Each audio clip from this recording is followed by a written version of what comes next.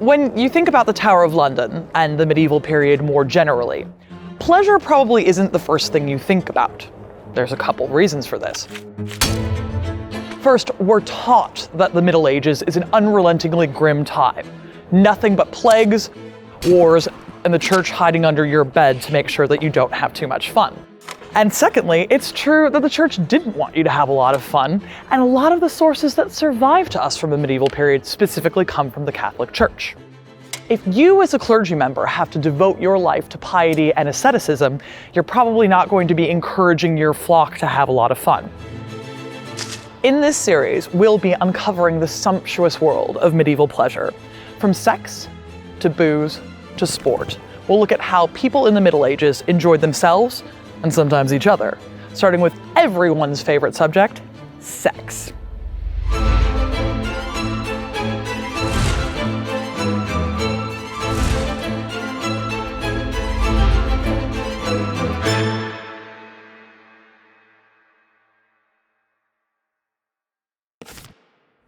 To start our exploration of medieval sex, I've headed to York, because it was one of the most important cities in medieval England. Rivaled only in size by London itself, York is a great place to understand what people were getting up to because, well, with this many people around, someone was having sex. Because the Middle Ages is so long ago, I mean, the latest part is about 700 years in the past, it's really easy for us to forget that they were normal people too. We're here in this shambles in York, which is a great way to get a physical idea about the world of medieval pleasure. This would have been a thriving area of commerce, fun, booze, all kinds of options about how to have a fun time. This can help us to understand what it was like for our medieval ancestors when they went out looking for a bit of fun. I met up with Dr. Kate Lister, an expert in the history of sex, to talk to her about where we might find clues about sex in medieval streets. One street in particular stands out as a testament to what people would get up to when looking for some fun. So, Kate, you've taken me here to Grape Lane, and that is a kind of secret about what used to happen here, right? Grape Lane is a contraction of Grap, which this street was originally recorded as being Grap Cunt Lane. So are there other kind of similar names from Yes, around the time? yeah, there are. So there are Grape Lanes as original all over Britain. There was definitely one in Southwark, but there's also a record of Cock Lane, Hawes Mount. There's all kinds of Sit Down Hoe was one that's recorded as well. Medieval people didn't mess around when it came to naming your streets because you needed to know where to go. In the medieval period, you got all these literal names about what you can buy there, like Milk Street, Poultry Street, and Grape Street. We tend to think about sex work as being this really modern invention, and not only is it quite a medieval institution, but it's really out in the open. Oh, absolutely. I mean, it was as every part of York as much as the Minster and the cobbled streets, and that's true throughout the medieval world. They had a much more, I don't want to say laissez-faire because that's not true. They regulated it and controlled it, usually by zoning, which is what the names were about. So it was restricted to certain areas, but it was certainly very prevalent, very visible, whereas in our modern society it's kind of like this sort of open secret that it's kind of hidden away. We certainly don't have streets named after it, but we have areas that you can go to. We tend to think, attitudes towards sex are always getting more open. How are attitudes towards sex different in the medieval period? Just like our own time, there's not one distinct attitude. There's many, but you would probably be surprised if you were to go back in time to just how open and everyday this was. And I think the answer for that is because how are you going to make your money? It's a deeply patriarchal world now, let alone back in the Middle Ages. What job are you going to go into where you can make some serious dollar? It's really, really limited. And that doesn't mean that everybody turned to being on the game, but it was an option that you could make a lot of money in a short amount of time. And everybody knew about it as well. The authorities are going to tolerate it, but they need to be able to identify the people selling sex to differentiate them from good people. So you get all kinds of sumptuary laws and rulings, and it's normally things like they have to wear raid or striped hoods. So different things to different cities. Some of them were white and yellow, some of them were black, some of them were purple. In Vienna, they had to wear bells. Oh. Yeah, it's like they would literally be like jangling as they approached. But even that, It's horrendous that they were kind of marked out this way, but that often sort of became like a symbol of who they were. So if you're looking at the Viennese sex workers, they were required to wear all this stuff, and then they kind of made it like kitsch and sexy. Like they had these sort of great big poulant, like stiletto shoe platform things, and then it became something that the high class ladies started to imitate them. So as ever, they are trendsetters. This is a great way to look at what ordinary women can do in cities, because you can't just go into a trade. And if you're a poor girl from off of the farm and you want to come to the big city, like this is one of the ways into a really lucrative career. What are you going to do? Yeah, there aren't a lot of options. Right, absolutely. And there are family trades that you could go into. There's big industries. I mean, I guess you could become a nun. You could marry. That was like really your goal as a woman, is when you wanted money, you'd have to marry it, which is sex work one man at a time, really, more than anything else. It's so frustrating because we don't have like the financial records of these women left to us. It's always like whispers and hints and stories and here and there. But there was a lot of money to be made. There absolutely was. And the kind of redemption arc that you see in a lot of medieval saints is testament to that. They generally don't start by going, she was on the game and absolutely hated it. It's generally like she had a really great shoe collection and then she found Christ. Yeah. That's kind of... It busts one of the big myths about the medieval period, which is that people don't bathe. They did bathe. Let's just put that one to bed. They were as conscious of smelling bad as you or I. They just didn't have the means to be having showers, hot showers every single day. But they worked around that by having public bathing and mixed communal bathing as well. So that's, that should also help to dispel the idea that they're quite prudish, because you'd just go into town and have a bath with your mates. I don't think I've ever had a bath with my mates. But obviously at the heart of that is the sex workers, because that's a really great place to find clients. And you can actually see that embedded in the language. A slang term for sex workers, I think it's concerned in the 14th century, was a lavender. That comes from the lavender that was used to fragrance the laundry houses and also the bath houses. That's how common it was. And there was association of laundresses with sex work, poor women who would, supplement their income that way. And the stews, which was another name for the brothel, that's linked directly to the bathhouses as well. Yeah, you'd go and stew in the water and it became known as a brothel. So it's absolutely at the heart of it. So obviously here we are, place of commercial sex, but it's not like medieval people don't have regular flirtations and trying to get a hold of each other. God, yeah, absolutely they did. So I have gathered from Andreas Capellanus's De Amore, or The Art of Courtly Love, several key medieval chat-up lines. And my challenge to you, Kate Lister, is to pick up a fine gentleman on the streets of York using only medieval pickup lines.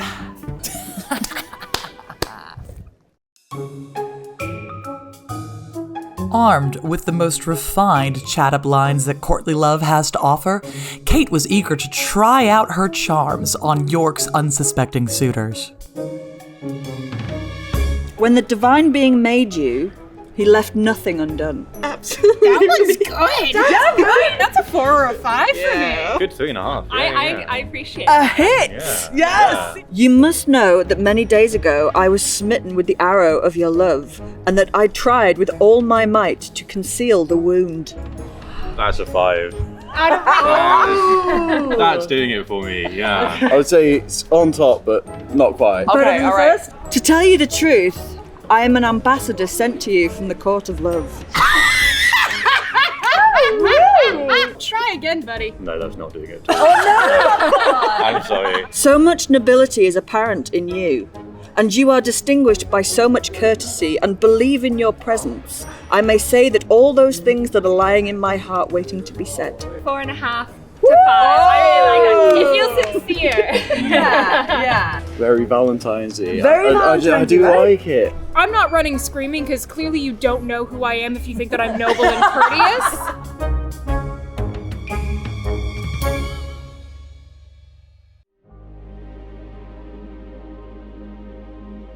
The Catholic Church quite literally towered over medieval cities like York, and it served as a constant physical reminder to everyone about how they should live their life in public and in private.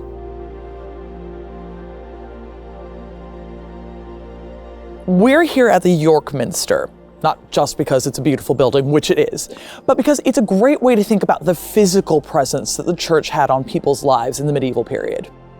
think about the fact that most people live in a building that's not even higher than 2 stories tall, and then what a huge building like this would mean in your life. So it's a physical reminder of what the church teaches about sexuality, as well as everything else. For medieval Christians, sex was a moral tightrope. Of course, everybody had to have sex, that's how you get children. But the church had long been of the opinion that any sex for anything other than procreation was a no. The church's position is that the only time sex is acceptable is between 2 married people for procreative purposes. And on top of that, there's a lot of other rules as well. No sex on Saturdays and Sundays in case you're too turned on during Mass.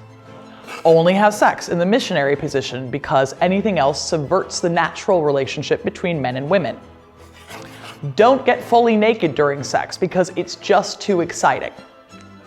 In short, during sex, you should be trying to have the least amount of fun possible. The thing about all these rules, nobody really listened to them. Perhaps surprisingly to our modern sensibilities, some of the biggest rule breakers could actually be found among the clergy. We keep mentioning that sex is considered sinful by the Catholic Church. What are the theological reasons for that, you might ask? And there are several. Some of the oldest conceptions about this date to St. Augustine at the end of the antique period. He thinks very, very deeply about sex a lot of the time because he had a bunch of it before he joined the clergy himself. His idea about sex is this. Sex is very sinful because if we still lived in the Garden of Eden, if Adam and Eve hadn't fallen to original sin, when you wanted to have children, you would simply think about it. You would then simply insert tab A to slot B, decide now is the moment for conception, and it would happen. Boom, you got a baby. And you wouldn't feel anything about that at all. It wouldn't feel sexy, it wouldn't feel lustful, it wouldn't be pleasurable. You would only be doing it in order to have a kid. Fast forward to post the fall of man, and everyone is actually turned on when they want to have sex. And that's the thing that makes it sinful. It's absolutely fine to have a baby. The problem is liking the actual act of sex too much. In the 13th century, Thomas Aquinas then ranks sex in terms of how sinful it is. Sex is more sinful if it is more illogical, in his opinion. The most logical sex is sex between 2 married people who specifically want a baby. Nothing sinful about that. But it can become sinful if you're too turned on in the process. So, for example, Thomas Aquinas warns you that you shouldn't have too many lascivious kisses. You shouldn't be groping your partner too much. Ideally, you don't actually get naked and you wear some clothing during sex. Then forms of sex are ranked as less logical from there. So things that we don't necessarily consider as quote-unquote real sex, medieval people are actually more interested in. So things like manual sex or oral sex are technically sodomy. Sodomy is defined as any type of sex that cannot result in procreation.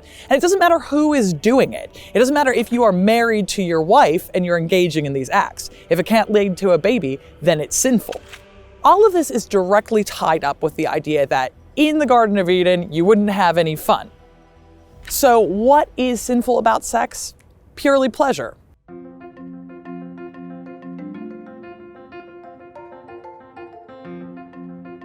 But, as we've already mentioned, not even the clergy always followed their own rules about sex. Some of my favorite references to the clergy behaving badly come from 14th century Prague. There's a great document called the Archdiaconate Protocol where basically the church goes door to door to every church and asks parishioners, do you have any problems? And a lot of the parishioners in Prague say that they have problems specifically with sex and their priests. What kind of problems? Well, we've got priests who are living openly with concubines. There's one priest who is operating a brothel out of his own house that includes about 4 different women. There's a priest who sees a sex worker very, very regularly. And when he's confronted about it by the church, he says, well, yes, I see a sex worker, but I always pay her right away and make her leave immediately after. But probably my very favorite priest from Prague is one who gets caught in a brothel and wants to run away before he gets arrested. So he lights out of the house completely naked and runs down the streets of Prague, where all his parishioners see him. Imagine you're getting a lecture from the pulpit on a Sunday about all the sex you shouldn't be having, and you're getting it from the guy who you saw naked last night. These are the reasons why it makes it clear that nobody really necessarily cares what the church has to say about sex. If priests themselves can't follow the rules, why are the day-to-day lay members going to care? If we want to get a better idea of people's sex life in the medieval period, it's helpful to have a look at some of the places that they would have been expected to do the deed. Because the bedrooms of everyday people during this period weren't exactly comfortable, and they certainly weren't private. So one of the things that we need to know, first of all, is although there's just one bed here with us, in a servant's room that almost certainly wouldn't have been single occupancy, you would be sharing it. I guess sex was almost a public affair in the Middle Ages. Privacy would be a really, really rare commodity. So say you have a dorm like this, probably, you're not going to be on the pole trying to bring a girl back to this sort of a situation, but it's not exactly unheard of either, is it? Well, I mean, look, where are you going to go? Like, what are your options, right? There's nowhere to be hanging a tie on the door to say, don't come back. You're either going to take the chance and do it in shared rooms, or you're going to have to try and find sex outdoors, I suppose, or a quiet area somewhere. And in a city like York, that's probably going to be a bit hard to come by. It's going to be tricky. I mean, you find dark corners all over the place, but quiet, maybe not so much. So I suppose, yeah, you would be used to people having sex around you. Not constantly, but I mean, if you're growing up in a home, like where families were sharing one room, probably growing up and heard your parents have sex. One of my favorite documents from the medieval period that talks about sex comes from a penitential, which is, a guidebook for priests to ask people in confession, have you done these bad sins? It's written by Bouchard of Worms. He's a bishop. He lives in the 8th century. He says that you should ask women, have you ever made an object in the shape and size to match your carnal desire? And have you ever taken the object, fastened it about your waist, and used it on another woman? So basically, have you ever made a dildo? And have you turned it into a strap-on and used it with other women? See, you've just got to know where to look for this stuff. It's there. Actual sexual objects or apparatuses left over from the medieval period are extremely rare. And this makes a lot of sense. By their very nature, these are the sorts of objects that are secretive, and they aren't exactly passed down from person to person. However, there are other resources that we can look at that might tell us more about medieval people's sex lives. So we don't really have medieval objects, but we definitely do have medieval images of sex, right? Someone had to have thought that it was worth saving to survive, basically. So we do have evidence of sex in medieval manuscripts, for example, especially in the marginalia, the kind of little doodles. Of course, the slutty doodles all around the side, which has perplexed scholars ever since they were written. It's like, this is a really, really holy book, and here is a picture of women putting penises in a tree. I love it. Why is that doing that thing? We don't know, but that's good evidence. We also have surviving badges from pilgrimages. Oh, I love pilgrim badges. A lot of them are sort of late medieval 15th century. They come from the lowlands. I've got a very, very favorite one. And it is a vulva that is wearing a crown, and she is being carried on a little litter by 3 phalluses who all have little legs and a tail. And where did you go to get that badge? Wherever it was. Yeah, and it's amazing, right? Because it shows us all kinds of different ways of relating to pilgrimage and the sex that you might be having on it. Because you might be having a lot of sex when you're on pilgrimage because you're under plenary indulgence. So that means that any sins that you're doing, such as having sex, will be forgiven. Or it might mean that people are hoping to, for example, cure something like impotence, or they're really hoping for fertility, and that's why they're going on holiday. But it certainly shows us that medieval people have this real sense of humor about sex, where they don't mind kind of showing off their interest in it. Yeah, I know it's really difficult for us to look back and say this was exactly that, because we don't have the context, but I can't look at those items and not think that there was humor in it. That they thought that was funny, that was something that they're playing about with it, even if it had a wider significance, like fertility. It was definitely, they're having fun with it, definitely. My big joke about being a sex historian is that I gossip about dead people's sex lives. So In that vein, what is your favorite piece of gossip about a dead person's sex life? Since we're in York, there is one story that I remember about a man in York, and I think it was the 13th century. His name was John, and he was subjected to an impotence test by the church. This goes back to a medieval custom that you could have your marriage annulled if things weren't working in the bedroom on the grounds of annulment. Because the church is like, well, that's what marriage is for, right? It's to produce and procreate, and if things aren't working, then you can have it annulled. But the church also doesn't like to just hand out annulments. Of course. Because if you just didn't like your husband, you could go, sorry, it's not working. It's not working for me, and then go off. So they came up with this idea that you had to prove it. How do you prove impotence? So that involved a custom known as congress, where wise matrons of the town would be instructed to try and rouse this poor guy's member to see if the charges of impotence were actually correct. And poor old John from York, he was subject to this by several wise matrons who were told exposed their breasts to him, that rubbed him very greatly, and eventually had to declare his member was utterly useless. Oh, poor John. Poor John. I mean, I can't imagine a more unlikely situation in which you could prove that things were working. I know, right? The pressure. The threat of divorce, a bunch of women you barely know, and you absolutely have to perform in that moment. And now here we are, 800 years later, still making fun of John. Laughing about John. Oh, John. Oh, John. Oh. Despite what the church wanted and told people, sex was happening in a variety of ways in the medieval period. Accounts from the time can also tell us a little bit about medieval people's attitudes surrounding gender and sexuality. There was a particularly interesting case in 14th century London, where there were strict laws on where sex workers could carry out their trade.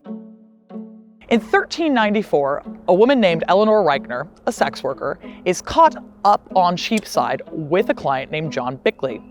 They're in trouble because they are having sex in the wrong place inside of London city walls. As Eleanor is asked to testify, she says that she ordinarily sees clients here around the Tower of London instead.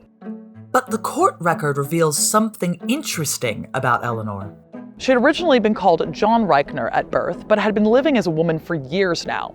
And she primarily worked in commercial sex, both in London and also for a time in Oxfordshire.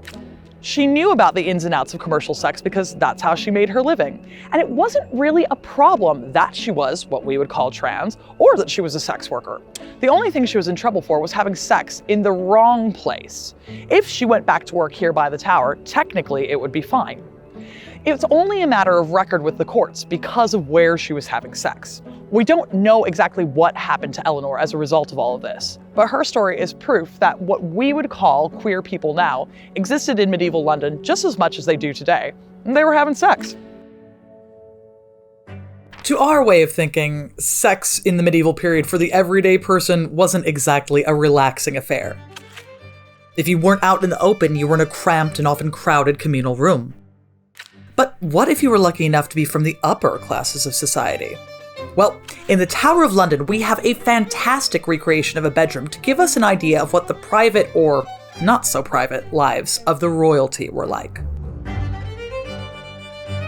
This is one of the finest medieval bedrooms that you were ever likely to see because it is fit for a king. King Edward I, more specifically, who ordered this bedroom built in 1280. It's been redecorated based on manuscript evidence and what we think it might have looked like. Even now, we associate four-poster beds like this with romance and, well, sex. This is an extraordinarily fine example. It's based off of descriptions made for King Edward I. It's a royal bed. So this is as fine as it's possible for a bed to be. Kings would get themselves beds like this, hugely extravagant objects, not just because they were beautiful, but because they afforded them privacy. In a king's bedchamber like this, you wouldn't just expect to find the king and queen. There would often be servants, courtiers going in and out. It would be a throughway.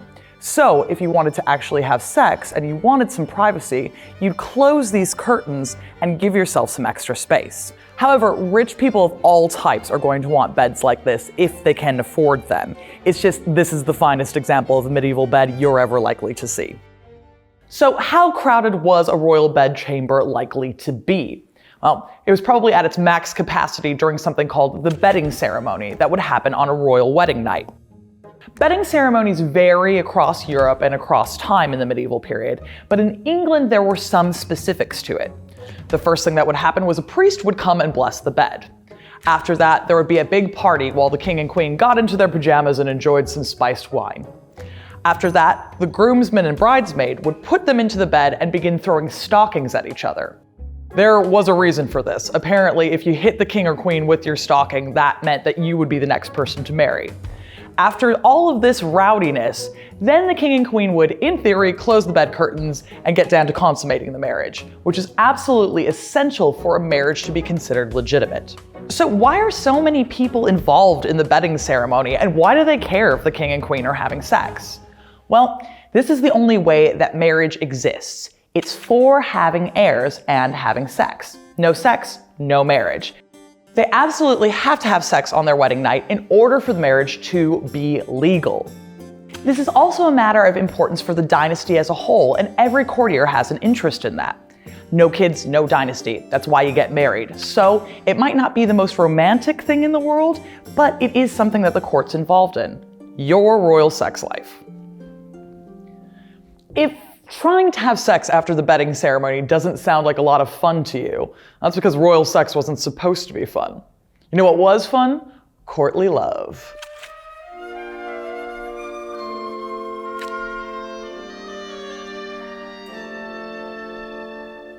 Courtly love, when we say the word, conjures up ideas of romance, and that's certainly true, but it's a kind of romance that isn't very modern at all. That's because it takes place almost exclusively between married women and the unmarried men in the court's retinue. Unmarried men would write love songs, they would write poetry, they would do anything in theory for the woman of their dreams. And part of that was finding ways to have sex that wouldn't endanger their marriages. So the payoff of courtly love is usually non-procreative types of sex, not in beds, not with your husband, anywhere at court that you can snatch a moment of time. There's a real worry within courtly love literature specifically about endangering your heirs and endangering the line of succession. Therefore, there's also warnings about having procreative sex with the person that you're in love with. For example, in Arthuriana, Guinevere and Lancelot accidentally bring down Camelot when they have procreative sex. Whether or not people actually listen to these warnings is not something that we can actually tell. No one tends to write down, yeah, I had adulterous sex last night. However, we do know that there is some kind of tension there, and there are lines that are being drawn and redrawn all the time about what is acceptable and romantic. So we tend to think about medieval people as being real prudes. However, they're interested in all kinds of sex and romance that we would find completely unacceptable. Even at court, in one of the most important places in England, you'll see people that are breaking rules that we think are written in stone. Doesn't matter what the church thinks. Doesn't matter what even Arthurian literature thinks. People are going to find a way to have some fun with each other one way or another. And usually it means that they're not feeling particularly romantic about their husband or wife when they do it. If courtly love stories offered a refined way to talk about sex and sexuality, at the other end of the spectrum were all sorts of bawdy and lewd tales that would really offend our own sensibilities. However, these sorts of smut had an almost universal appeal in the medieval period, and individuals from all walks of life would compete to tell lusty puns, dirty stories, and all kinds of jokes in places such as banquets. But first, we need to dress the part. Ta-da! The banqueting hall it's not just somewhere that you come to get your food. It's kind of the epicenter of the house, the epicenter of culture. There'd be musicians, there might be dances happening, and the one thing that they loved is a story. You had your fair share of real highbrow stuff, courtly love, knights, damsels, and all of that stuff. But there's absolutely no doubt that the medieval people loved a smutty story. And this is the thing, so you could be in the richest situation in the world and you're still going to hear something like, for example, Chaucer. One of my favorite stories is The Miller's Tale. within that, you have someone who, she's married to an older man, and she convinces him that a giant flood has come in order to have sex with their lodger who lives in the house. And it's really, really involved. And then it ends with a fart joke. Yes, it does. It's a really convoluted, farce, basically, of a young woman trying to have sex with someone who isn't her husband, and then there's another suitor on the scene who's wooing her, and he tries to get her attention by singing under her window while she's in bed with another man, and she thinks it's really funny, so she opens the window and she basically sticks her ass out and says, kiss this, and he does. The whole joke is the fact that that he kind of leaps back and goes, oh my god, women don't have beards, and that's just hilarious to all the medieval people. Chaucer does come from a highbrow context. He is kind of a noble. So, this is the sort of conversation that you could expect to have at table. But we don't expect that. And I suppose what it kind of really tells us is that the history of sex and the kind of pleasure of that is not this big straight line forward into being more and more comfortable about sex. Because actually, in a lot of ways, we've come really far backward from being able to have those sorts of conversations openly. Yeah, we're better. We are more open than perhaps our grandparents were, but in many ways, we're not open like the medieval people were. We don't have public communal bathing. We don't have sex in the same room as other people. We don't go to a highbrow dinner party and tell pubic hair jokes. Maybe you don't. Well, maybe you don't, but it's a pretty sure way not to get invited back pretty quick. But this is the equivalent of having dinner with, the creme de la creme of society, and you're sitting around making jokes about asses and sex, and I would have loved it, but it's like a strange thing to be doing in this kind of really highbrow situation. But yeah, they loved it. It was just part of their humor and their worldview. So, okay, over this episode, we have established that medieval people really quite randy. Whether that's people from a royal household having sex in the same room as members of their household, whether that is being totally comfortable with pretty raunchy names for streets, totally accepting sex work, or even having sex in public. Because I have got a great poem for you. It is called The Maidservant's Holiday. It's from the 15th century, and it goes thusly. Jack will pay my share on Sunday at the ale fest. Jack will souse well my throat every good holiday. Soon he will take me by the hand, and he will lay me out on the ground so that my buttocks are in the dirt. Upon this high holiday. In he thrust, and out he drew, and ever I lay beneath him. So, I think, other than being quite funny, what this poem also makes really clear is that medieval people really like to mix their pleasures. Sex, that goes with booze. On that note, our next episode is going to be all about alcohol. Cheers. If, like me, you're craving a stiff drink after all that smut, you're in luck. In our next episode, we'll be filling your tankard to the brim with every tipple from the Middle Ages. From the Brewsters and pubs of the peasantry to the royal cellars at Hampton Court, I'll even be heading to Wildcard Brewery to try a real medieval beer.